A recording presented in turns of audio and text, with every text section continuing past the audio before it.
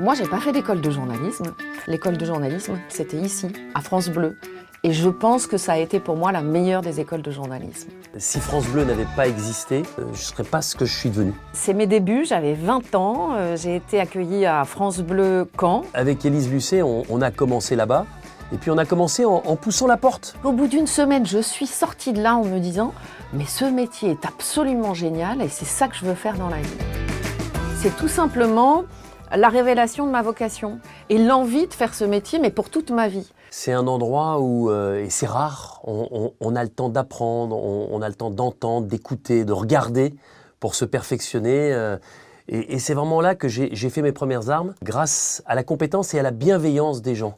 Je pense à Francis Gauguin, le rédacteur en chef, je pense aux journalistes qui nous entouraient, qui sont toujours dans votre réseau. Ce que Francis, vraiment, pour le coup, nous a appris à tous, Francis Gauguin, c'est cette rigueur, c'est-à-dire qu'il reprenait chaque papier, il regardait, il me disait « Non, la virgule, tu la mets là. Est-ce que ça, tu l'as bien vérifié ?» Il était avec sa petite pépinière de journaliste et avec la volonté de nous faire progresser. J'allais de Deauville à Fécamp, en passant par Lisieux, pour aller suivre les compétitions sportives.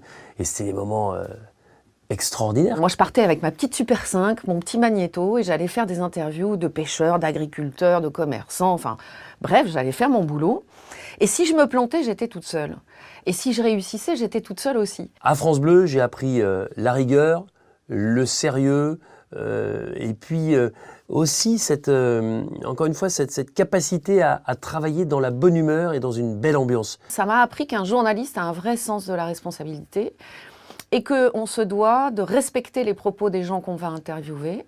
Donc ça, c'est très important, hein. C'est quelque chose qui me poursuit encore aujourd'hui. Le fait que ce soit une petite structure où les gens de l'animation soient en contact permanent avec les journalistes, eh bien, ça fait que ça donne une atmosphère un peu particulière.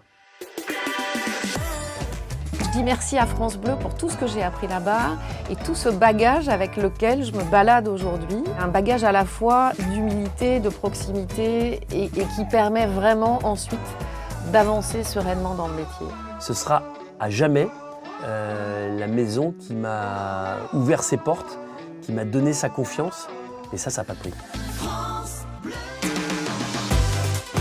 Caen, pour moi, c'est la ville de mes années étudiantes, quand j'étais à l'université de Caen. Et vous savez, ce phénix, la statue que tout le monde connaît sur le campus, à l'entrée du campus, qui a été peinte et repeinte à chaque carnaval ou à chaque manif d'étudiants.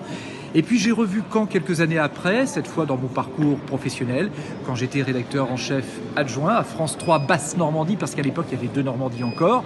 Et là j'ai redécouvert Caen sous un autre angle.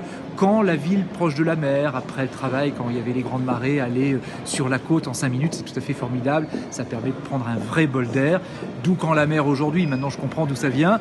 Et puis Caen, ce que j'aime bien dans cette ville, c'est que c'est une ville de la reconstruction, qui a été reconstruite après la guerre. Toute cette âme, toute cette histoire et ce futur qu'il a fallu réinventer. Vive Caen!